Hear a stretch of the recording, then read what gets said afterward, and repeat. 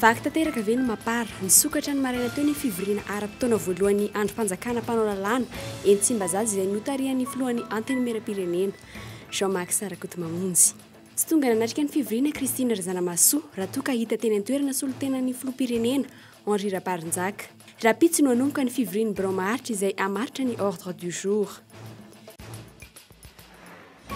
Niakatra teny amin'ny lapanambotsirohatra sy teny amin'ny antenimieram-pirenena Tsimbazaza ireo mpanjifa manapetrabola eo anivon'ny banky BCM androany ary hitondra ny raharaha eny anivon'ny filakevim-panjakana.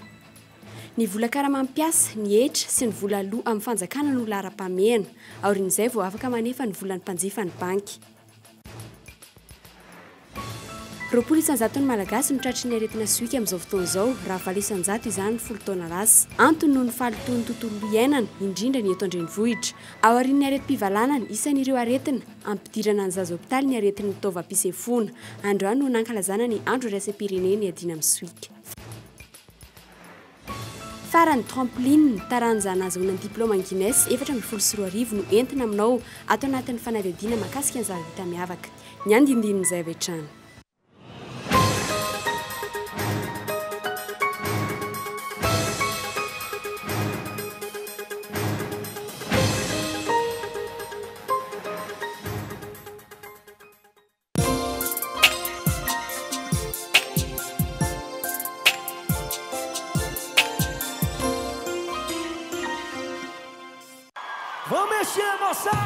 Sous le haut patronage de la FMP, Ligue Nalamangue, CBT, l'analogue organise un tournoi de pétanque, triplette constituée, le samedi 10 mai et dimanche 11 mai 2014 au CBT Mahamas. Sponsor RTL, partenaire média Cool TV FM. Infoline 032 05 910 53.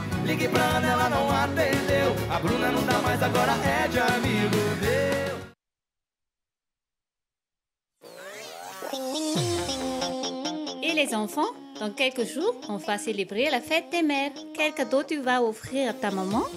Un brushing. Et toi, Fabio? Une fleur et un rice cooker. Nous allons acheter un fer à lisser pour maman. Et où trouve-t-on tous ces cadeaux?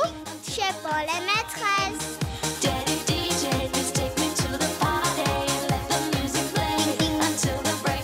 Baolai, toujours meilleur. Sous l'égide de la Fédération des sports Auto-Malagas, le club FMMSAM vous présente la 8e édition du Rallye Total, comptant pour la première manche du championnat de Madagascar des rallyes saison 2014, le 16, 17 et 18 mai. Cette première compétition de l'année, avec son coefficient de 1,6, va vous emmener dans une aventure hors du commun, avec en prime une épreuve spéciale long de 54 km du côté d'Arivunmam. Et surtout la présence d'un village rallye, une grande première dans le domaine du sport Auto-Malagas. Sponsor officiel Total Madagascar. Transport officiel Ford. Média officiel Cool TV FM.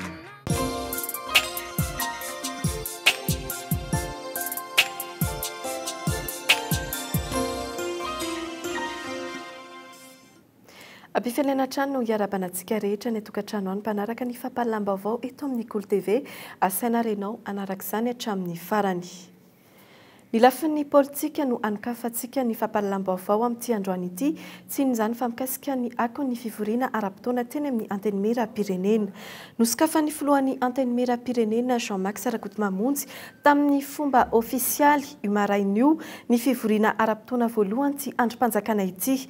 Niampy ireo solombavam-bahoaka avy amin'ny mapara tonga nanatrika izany, tsikaritra ihany koa fa nodidiny mpitandro ny filaminana ny tao Tsimbazaza. Ny atsiprian'izay ary iarahantsika amin'ny Niando Randrinasoa. Ny farana omaly ny fivoriana tsy ara-potoana ny antenimieram-pirenena ny fidianana ny Birao Maharitra ty androm-panjakana ity. Io Birao Maharitra voafidy io arak'izany nanokatra ny fivoriana ara-potoana voalohany izay natao andaniany ny lalana mifehy ny fitantanam-bola-panjakana ary haritra 10 andro. Tamin'ny 10 no nanomboan'ny fivoriana notariny ny filohan'ny antenimieram-pirenena Jean-Marc Sarakotomamonjy. Lanonana izay natrehin'ireo mpikambana eo anivon'ny governemanta notariny Prime Ministre Cool Roger. Ny mpanolosaina avy eo anivon'ny fitsarana avy momba ny lalam-panorenana sy ny filohan'ny filan-kevitra ambony momba ny fiarovam-pirenena.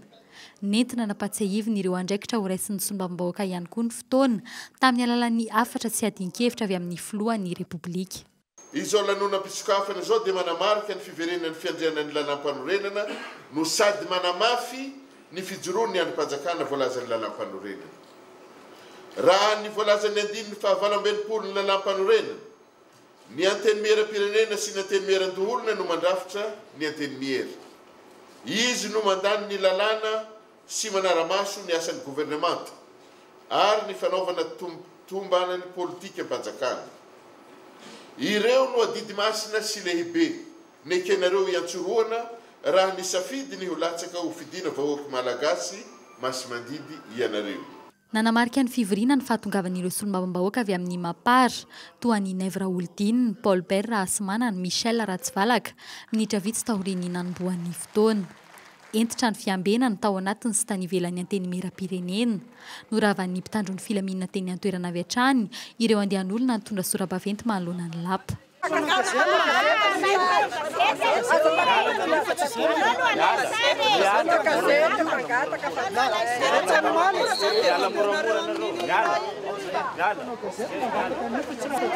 Anao mampitahotra ny bateau iny akory dia velesinao amin'iny olona adala angany olona tsisy manaiky an'izany fa ny olona efa mitolona hatramin'izay foana tsy anao mampiseho bateau amin'ny olona eo. Zavatra lasa misele izy. Za kosa ny aisa ny maro tamin'ny 7 février izao foana ve tsy rariny kosa izay tsy manaiky an'izao. Mba dia fasikely ny orona tsara tamin'ny 7 février avereny no hitan'ny zay miandra ny député anay voketo zay hitanay. Ianareo magnano izy. Ny 3 oktobra ho avy izao no fantatra fa hanatanterahana ny fotoam-pivoriana faharoa ny anteny miera-pirenena. Rapitso no hanomboka ny fivoriana Bromaharitra izay hamaritra ny ordre du jour ho toy ny fivoriana ara-potoana eny Tsimbazaza manomboka eo. Izy ireo no andahatra arak'izay hitan'izy ireo amehana amin'ny asa miandry azy ireo. Atolotra ny fivoriana azon'rehetra trehana io ordre du jour io akana fankatoavana vao itoy ny asa ny solombavambahoaka mandritra ny 80 andro izay anatanterahana ny fivoriana ara-potoana toy izao. Apetraka sy hofidiana ireo filoha misa 30 eo anivony anteny mera ahafahan'ireo solombavambahoaka miasa. Tsy maintsy hojerena ihany koa ny fanitsina ny tedi-bola 420 sy 2,000. Irosoana ihany koa ny fifidiana ireo solotena roa ho mpikambana eny anivony HCC anolotra ny programan'asany amin'ny akapobeany hodinian'ny solombavambahoaka ny gouvernemanta. Tsy maintsy olaniana ihany koa mandritra ity fivoriana tsy ara-potoana ity ny rinjan-dalàna, tolo-dalàna ary ny volavolan-dalàna maro samihafa. Fanazavana vetrany. Ny tena manao ny fandara-potoana moa zany dia ny sosokevitra avy amin'ny Bromaharitra indrindra fa ny conférence des présidents dia iny zany hoentina ho tapahana ny fivorim-be. Izay no mandrafitra ny fandara-potoana ny anteny miera-pirenena. Ka mino fa anisan'ny asa tokony atao zany mandritra izao fivoriana voalohany izao dia mety ho tafiditra zany ao anatin'ny lahadinika izay mety mialohan'ireo rinjan-dalàna maro samihafa zany izay mety tonga aty amin'ny anteny miera-pirenena. Araky ny rahantsika niany teo moa tamin'ny kabary izay nataony Andriamatoa filohan'ny ny anteny miera-pirenena ny zavatra tena ho andrasany ny solombavambahoaka ary mino fa na ny vahoaka malagasy ary dia miandry faritry izay fotoana izay dia ny fahafahana zany ny Andriamatoa Premier Ministre lehibe ny gouvernemanta amelabelatra aty amin'ny anteny miera-pirenena izay mety programme ny asan'ny gouvernemanta moa zany ho fanatanterahana ny programme ny politika générale ny filoham-pirenena. Ka araky ny voalazan'ny lalam-panorenana moa zany dia manana fahefana anontany sy hanolotra trotro-kevitra amin'izay fotoana izay ny solombavambahoaka. Ka io fotoana io zao anisan'ny fotoana zany dia anamarika indrindra ity fotoam-pivoriana ara-potoana voalohany ny anteny miera-pirenena ity. Takona tanteraka ny fanoherana tsy misy ny mpanohatra ina hevitry ny manara-drenirano no iseho eny Tsimbazaza. Efa ny roapatelo n'ireo solombavambahoaka izay mivondrona ao amin'ny PMP na ny lahadinika na fifidianana misongadina ny maro anisa miaraka amin'ny filoham-pirenena. Endrika ny demokrasia ny maro anisa ve no tia napetraka eto Madagasikara ho kofehy manara-panjaitra ihany ve ny vitsy anisa ny atsiprian'izay ary raha antsika amin'ny ny andry raha arsan. Notendreny Rajaonarymampiana izao Makisarakoto mamonjy. Sarisary sisa ny fifidianana nataony sabotsy teo. Voatondro molotra mbotsy roatra. Nazava ny teny Andry Rabaronjaka tsy nanerina izaniza tamin'ireo solombavam-bahoaka misy telo amby folo anjato nanatanteraka amin'ny fifidianana vaovao iny avy amin'ny fiadidianan'ny repoblika. Anjara sy andraikitry ny solombavam-bahoaka manokana izany izay feran'ny lalàna rahateo. Ny tadina tondretra ny fitondrana manoloana ny didina avy amin'ny fitsarana avy mba lalam-panorenana hoy ny fanazavany. Resabe ihany koa ny filazana fa voafandriky ny mpanatanteraka amin'ny mpanao lalàna ka nitsabaka tamin'ny famiatrana amin'ny biraomaritra vaovao. Hoy ny talian'ny kabinetra ny fiadidianan'ny repoblika ny solotelo ny filoham-pirenena teny Tsimbazaza io maraina io. Fantatsika fa nisy zany ny décision-ny HCC tamin'io zavatra io dia ohatran'ny besin'ny maro dia ny tenanay dia mijery an'ilay izy dia aminay raha araky ny lazan'ny lalam-panorenana sy nilazain'ny haute cour constitutionnelle dia ny filohan'ny aty amin'ny pirenena izay nametraka nanokatra ny session ordinaire androany dia andriamatoa Jean-Marc Salazafiamonjy miaraka amin'ny bureau permanent izay misy sivy raha tsy diso vice-président enina questeur anankitelo ary rapporteur général anankiroa. Mipetraka tanteraka ny fifampitokisana amin'izao fotoana izao amin'ny fahefanam-panao lalàna sy ny mpanatanteraka noho ireo solombavam-bahoaka mihoatra ny roapatelo manohana ny filoham-pirenena sy ny pirogaramanasany. Maneho izany fa misy ny fitoniana ka afaka miroso amin'ny asa fampandrosoana amin'izay ny rehetra. Tsy manaka an'ireo hanampy ny filoham-pirenena amin'ny fanatanterahana amin'ny programany ankoatra ireo solombavam-bahoaka ireo anefa ny fitondrana. Raha ohatra moa solombavam-bahoaka miisa zany telo amby folo amby zato no nametraka ny bureau permanent ary nifidy ny raiky amby folo amby zato tamin'izay nifidy tamin'ny zoma ny filohany zany hoe 100% dia raha nisan'le député ireo zany dia efa mihoatra ny roapatelo ny amin'ny assemblée nationale. Izandray moa zany no ahitana majorité ngeza be ohatran'izay ka le fiarahan'ny solombavavahoaka miaraka izay zany dia mitondra stabilité ary io tsy mijanona hoe zao fa izay vonona hiaraka ary betsaka manohana ny politika apetaka ny filohan'ny repoblika dia afaka hifalimbona miaraka amin'ireo solombavavahoaka namany efa tapapetraka. Mirona ny fanarahan-drenramby efa tany sy fanana solombavam-bahoaka bloky ve ny zava-misy ankehitriny. Tsy atahorany ronany amin'ny jadona amin'ny fananana maro anisa.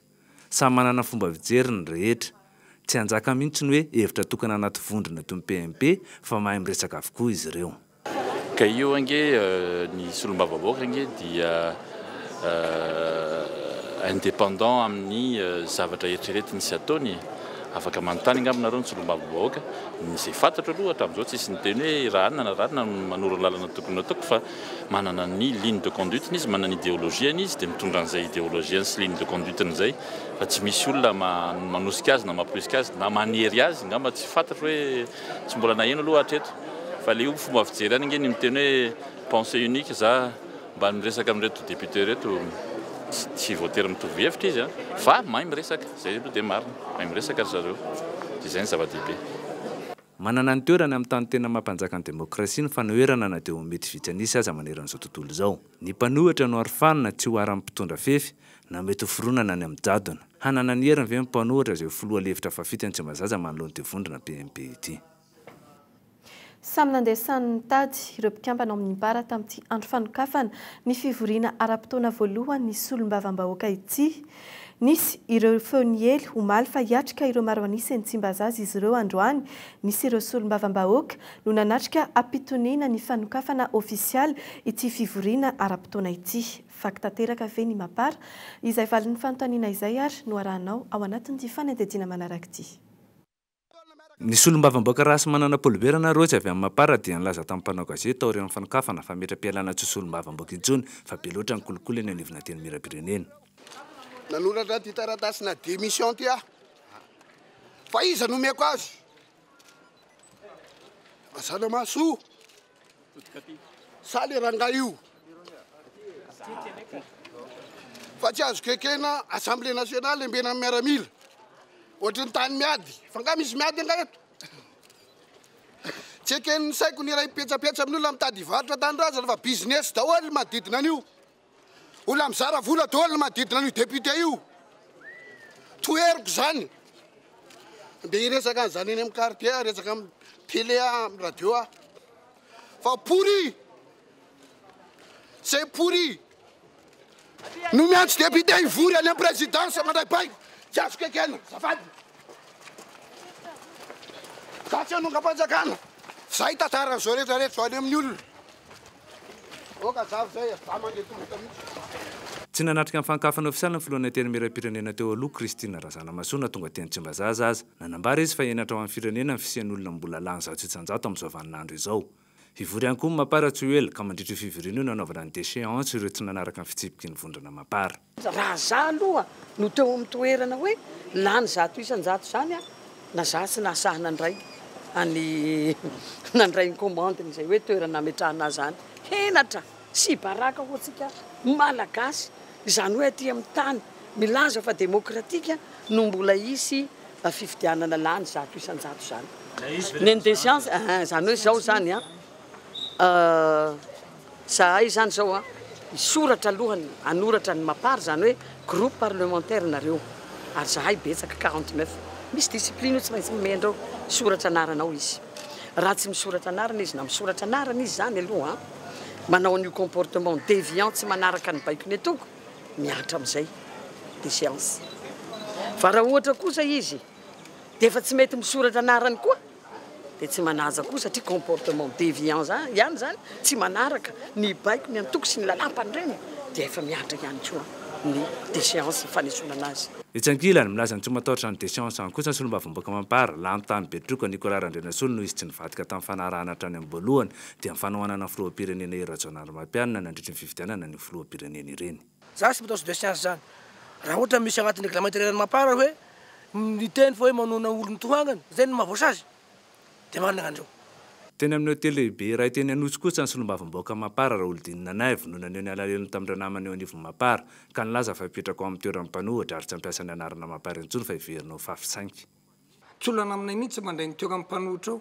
Mpanohitra anio mahazo commission mpanohitra anio mahazo filoha-lefitra ary izay mihitsy natonga anay fafy somary nampiantso anareo tahaka izao satria le ao amin'ny Mapara zany efa trany ambolohany anio ny efa tsy mety. Vao nisy tsy nanaraka consigne tao dia efa tokony nandray fipetra amin'ny Mapara.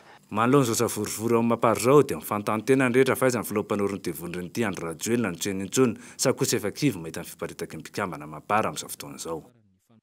Miazakatsaka ny raharaha politika amin'izao fotoana izao raha toa ka variana ny Tsimbazaza ny sainy mpanara-baovao efa manomana sahady ny kianja hiatrehana ny fifidianana ben'ny tanàna ny HVM. Isan'ny filamatra napetraka ny filoham-pirenena ny 5 ny volana Janoary lasa teo ny ady amin'ny fanararota-pahefana amin'ny endriny maro.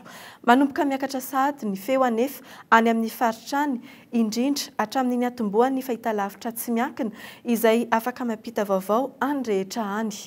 Maro ireo mitaraina fa efa mandeha ny fivoriana maro samihafa amorina tompona ndraiky mpanjakana maro ankehitriny. Ny Atsipirianjavy any ary. Mikendry toerana maro amin'ny fifidianana ben'ny tanàna ny HVM, mikendritra ny amin'ny olom-boafidy arivo mahery izy ireo amin'ny fifidianana kominaly. Efa manomboka mimetraka ny paikady hatrehany ankehitriny ny herinandro farany teo nampitandrina ny HVM fa misy misantoka. Dia izahay reto ihany no hiteny azy aminareo amin'ny fomba ofisialy, hiteny azy amin'ny rehetrarehetra ary ametraka ny olona amin'ny faritra tsirairay izay tokony isan'izany hiteny amin'ny anaran'ny HVM. Fomba fiady sy tetika politika ihany ve ny filazan'izany mahalona ny fanomanana fifidianana araka ny loharan'ny-baovao maro no hamarinay mipetraka amin'ny fanontaniana izay voaray avy amin'ny faritra maro sy avy amin'ireo distrika eto Analamanga. Efa manomboka mandrafitra ny etat-major politika ny amin'ny faritra ny HVM ankehitriny. Misy ny famorina lehibe ny faritra lehibe ny distrika ben'ny tanàna sy ireo mpanolotsainy ny komina maro miainga amin'izao fotoana izao momba ny toromarika amin'ny fifidianana. Misy ireo ben'ny tanàna izay tafaresaka taminay fa nahazo fandrahoana hosoloana PDS raha tsy fanometanana amin'ny HVM amin'ny fifidianana. Misy mamandainga ve ny filoham-pirenena sa misy mamitaka ankolaka raha ny toromarika ny filoham-pirenena teny Mahamasina ny alana lavitra ny fampiasana ny fahefa-panjakana amin'ny endriny maro. Batoky ianareo fa amin'izao fitantanana ny fitorana izao dia ho alavirana hiatrehany fiatsaram-belatsy na ny fiamorana amin'izay tokony atao na ny kajikajy amin'ny fitoram-pahefana. Iady tsy misindra fo isika amin'ny fanodikidoilana maro samihafa na volam-panjakana izany na ny fananam-panjakana iady isika amin'ireo fangorona-karena azo amin'ny fomba maloto amin'ireo mpanararoatra manao fanaparam-pahefana amin'ny fitaovam-panjakana. Andrasana ny firafitry ny vaomiramahalo tena andraikitra ny fifidianana. Andrasana ihany koa ny daty anatanterahana izany tsy tokony ohatrany taona 2024 izany raha ny voafaritra ary mbola misy vola avy amin'ny PASEM nampiasain'ny senita farany teo ahafana mantanteraka ny fifidianana pentanàna. Andrasana ihany koa nefa ny fametrahana fitsipy-dalao mazava hiatrehana izany fifidianana izany indrindra mahalona ny vaovao sy ny feo mandeha ankehitriny momba ny fafanomboan'ny karazana tsindry samihafa miaingany amin'ny faritrany. Nanakatomba-baravarana tamin'ny 30 aprily farany teo ny birao fifandraisan'ny SADC eto amintsika efa alasanody amin'izao fotoana izao namonjy ny tanindrazana ireo avy any Afrika izay niasa tao anatin'izany birao izany izay nanana ny foibeany tetsy amin'ny masivoan'ny Afrika Atsimo. Ny fahombiazana ny dingana natao ny rosoana tamin'ny fifidianana no antony io fanapahan-kevitra io raha ny fampitam-baovao azo androany. Somary nangingina ity fiafarany asan'ny SADC teto Madagasikara ity ny fivoriana tany Windhoek Namibia ny 8 hatramin'ny 10 aprily 2024 no nanapaka izany. Fa eo amin'ny lafin'ny toe-karena kosa indray dia nampiakatra ny fitaranan'izy ireo hatrany amin'ny filohan'ny Repoblika sy ny antenimera-pirenena ireo mpanjifa ny BICM androany tsy eken'izy ireo ny fanakatonana ny banky ity ary andraisany ny fandraisana andraikitry ny fanjakana. Efa nampiakatra ny raharaha eny anivon'ny fitsarana moa ireto mpanjifa ireto. Ary avetrany ny fanedadiana nataony Hilda Asinjo. Niakatra teny amin'ny lapana Ambotsirohitra, nangataka fiaonana tamin'ny filohan'ny Repoblika ireo mpanjifa manana petrabola eo anivon'ny banky BICM androany. Ny sekretera jeneralin'ny fiaditsianan'ny Repoblika, Rasoa Raonasolofo no nandray ny taratasin'izy ireo. Avy eo, nidina teny Tsimbazaza izy ireo nitady fiaonana tamin'ny mpikambana teny anivon'ity androm-panjakana ity. Ny fampahafantarana ny vokatry ny fanakatonana ny banky eo amin'ny fidiram-bola sy ny famelomana ny ankohonan'izy ireo no anton'izany.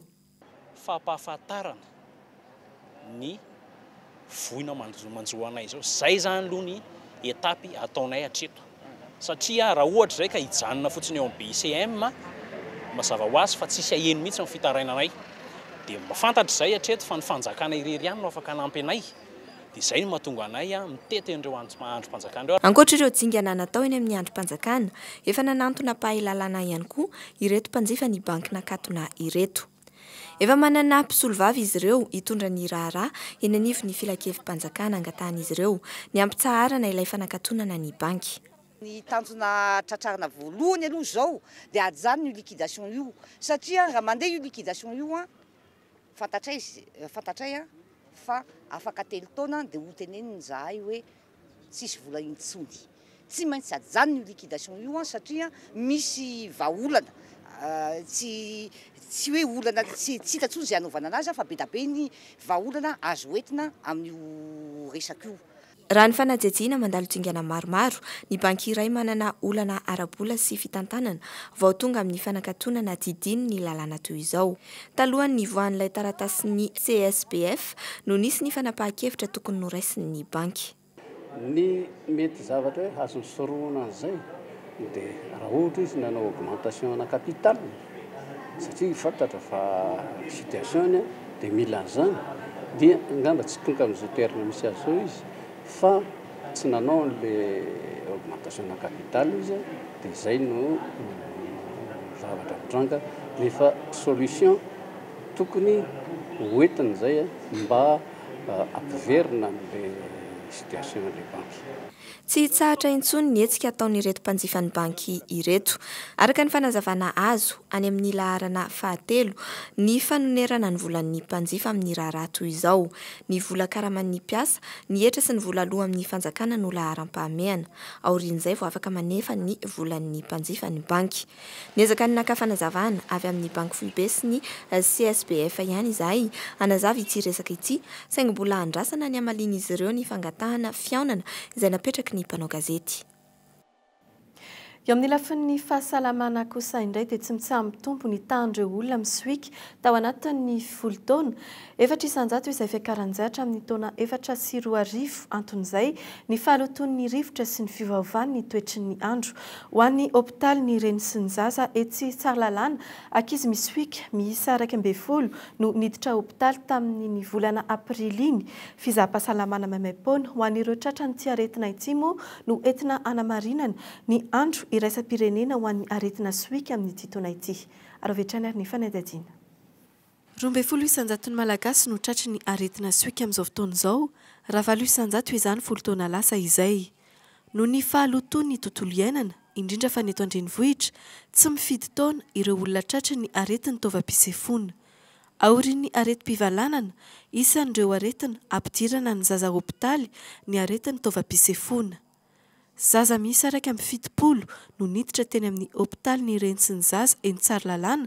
tamin'ny volana aprily iny no izay aretina izay ny 12 amin'ireo voan'ny bronchiolite ny 12 tratry ny bronchite ary ny 7 voan'ny gripa ankoatran'ireo aretina ireo marefo ihany koa ireo zaza latsaky ny roa taona amin'ny aretina swika ny asma amin'ny ankizy kely izany dia betsaka ny antony mety mahatonga anazy fa ny antony anankiroa tena songanina dia misy ny atao hoe facteur génétique izany hoe fa manaranaka efa ao amin'ilay zaza mihitsy le anao an'ilay asma dia ny antony anankiray misy an'ilay facteur environnemental izany hoe le tontolo iainana efa mihamaloto dia mety miteraka asma eo amin'ny zazakely isan'ireo mananjanaka marary ao amin'ny hôpitaly ny reny sy ny zaza eny Tsaralalàna ity renim-pianakaviana ity ho azy tao anatin'ny 6 volana indroa izay niditra hôpitaly ny zanany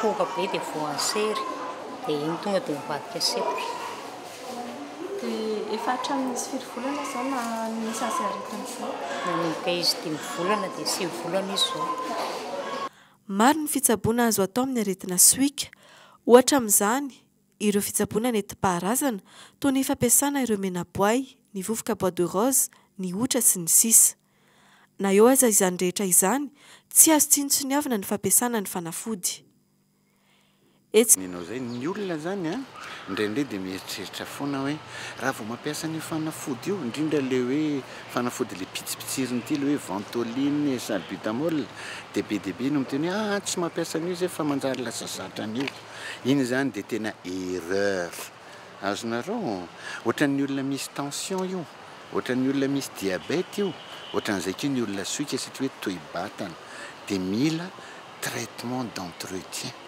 azonareo donc zany tsy midika mihitsy hoe mame dépendance le izy fa c'est une nécessité ka hoentina anamariana ny fankalazana ny andro iraisam-pirenena ny aretina swika amin'ny taona ity ny fikarakarana fizaham-pahasalamana maimaimpoana ho an'ireo izay tratriny izay aretina izay eny amin'ny akademia malagasy Tsimbazaza no anatanterahana izany raha pitso maraina manomboka amin'ny 9 ora Mariana moa fa asma ihany no anjikanany ilay hoe aretina swika fa mbola amin'izay lafiny fahasalamana izay ihany dia ny 50 isanjato ny zaza miditra hôpitaly voan'ny areti-pivalanana avokoa Rotarix vaksiny vaovao no tonga eto Madagasikara hoentina miady amin'ny areti-pivalanana mpahazo ny ankizy latsaka ny 5 taona zaza ray alina no azo tombony amin'ity vaksiny vaovao ity ho an'Antananarivo renivohitra manokana mandritra ny herinandro ho an'ny fahasalamana ny reny sy ny zaza fandiadiana nataony Gaetan Andriatsilavo. Ho an'ny Madagasikara manokana, ny 20 isanjato ny zaza marary ny areti-pivalanana no maty raha ny loharanom-baovao azo. Ampihena io taha io no tanjona amin'ny fampidirana ny vaksiny vaovao eto amintsika. Zaza latsaky ny herintaona misa 4,000 ary latsaky ny 5 taona mahery ny 9,000 no atao vaksiny. Mandritra ny herinandro ny fahasalaman'ny reny sy ny zaza izay nanomboka omaly. Antananarivo renivohitra manana zaza ray alina atao an'io vaksiny vaovao iny amin'ny herinandro fahasalamana resy zaza ity. Dia Antananarivo renivohitra koa raha eo amin'ny resaka vaksiny dia manana zaza 9,000 izy hotratrarina izay tsy vita tamin'ny herintaona dia ho ataony amin'ity herinandro fahasalamana resy zaza ity ary ho an'ny zaza latsaky ny herintaona dia manana zaza eo amin'ny 4,000 eo zany Antananarivo renivohitra amin'ny andeha vaksiny rehetrarehetra izay tokony atao. Zaza salama saina tomady ilaina ny manatona tombo-pahasalamana mitondra ireo zaza atao vaksiny. Manana tombo manokana ny ankizy vita vaksiny, mitombo ihany koa ny taham-pahavelomana raha ny fanazavana azo hatrany. Dia mitombo zany ny ahoana ny fanazavana zany ny taham-pahaveloman'ny zaza zay manao azy manomboka zao, zany hoe raha enimpolo taona ny taham-pahavelomantsika olombelona ohatra zany dia zay zaza mahazo ny vaksiny io zany dia mitombo izay taham-pahavelomana zay. Tafiditra ao anatin'ny politika napetraka ny filoha Hery Rajaonarimampianina ny fijerena manokana ny fahasalamam-bahoaka. Raha ny atotanisa navoaka ny banky iraisam-pirenena farany teo, zaza latsaky ny 5 taona 7-20 amin'ireo 10 no maty.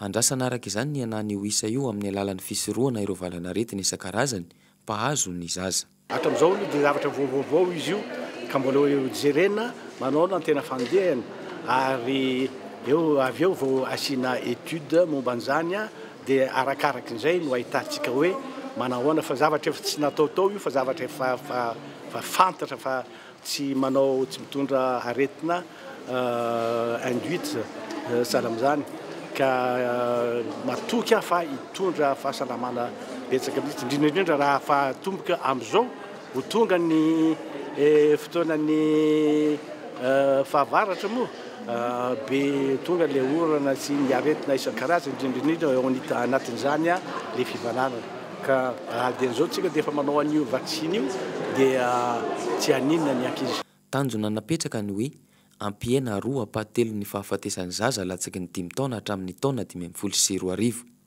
mbola lavitrezaka isika eto Madagasikara manoloana izany. Tsy ahivina fa isany manampy betsaka amin'ny fahasalamany ankizy ihany koa ny fahadiovan'ny tontolo misy azy.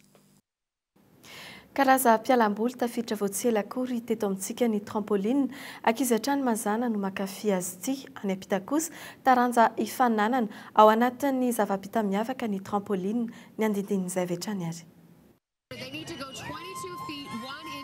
Nivadika ho tondreny toeram-pilalaovana na parc d'attraction ireny teto ny plateau Antou Show, fandaharana isan'ny trany any indrindra mandeha isa-maraina any États-Unis any. Tsy kilalao natao teto fa fifaninanana ao anatin'ny taranja iray ny zava-bita miavaka maneran-tany. Trampoline, karazana mpialamboly ankafizin'ny ankizy, saingy nivadika ho nifaninanana nandritra ity fandaharana ity izay mandeha mivantana amin'ny fahitalavitra NBC ao New York.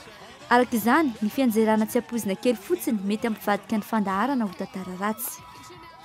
Mazava ho azy, efa nisy ny fanazara-tena nataon'ny Stella nandray anjara ireto. Tsy maintsy mifanara-tsaina tsara izy ireo, ny roa lehibe manampy amin'ny fitsambikinan'ilay kelikely. Ity farana maivamaivana kokoa ka afaka miakatra ambonimbony kokoa. Tonga hatrany amin'ny 4.7 metatra ny ahavo ambony takatr'izy ireo tamin'izany. Misy teknika manokana ihany koa amin'ny fitsambikinana toy izao. Akoatra ny hoe fahaizana mifeny vatana na ny tanana io na ny tongotra, ny fahaizana mandrindra ny fitotonana ihany koa. Nekeny Guinness ho zava-bita miavaka ny vitan'ny Stella ireto. Ireo toeram-pilalaovana ankizy toy ny eny Ambozatovo, Masay sy ny amin'ireny toeram-pitsangatsanganana samihafa ireny no ahitana ny trampoline eto amintsika. Azo vidiana ihany koa anefa izy ireny ary azo atao ao an-trano. Karazana kilalao ilaina fitandremana manokana, indrindra ny fitsambikinana izay mety anipy ivelan'ny trampoline ka sanatria hiteraka fifandonana mafy amin'ny fanaka na ny simenitra ao an-trano ka mety andratra. Mazava ho azy, efa matianina amin'ity lalao ity Stella nahazo ny Guinness ireto. Fa mikasika kosa ny tohan'ny fandaharana eto amin'ny Cool TV dia ny fandaharana Mirror and Strass izay iarahantsika amin'ny Vidas Gaël no arahinao ao aorianan'ity fampahalalam-baovao ity. Mikasika an'io fandaharana io moa dia ny momba ny lamaody sy ny tontolony no hitanao amin'ny fandaharana io. Ao aorianan'izay kosa no anarantsika ny horonan-tsary voalohany izay ahitanao an'ilay mpanao horonan-tsary malaza Scarlett Johansson ary ny horonan-tsary faharoa kosa dia momba ny The Outsider. Dia izay ihany koa no hoentsika manakatona an'ity fampahalalam-baovao ity ho amin'ny androany manome fotoana anao indray rapitso amin'ny valora veloma tompoko.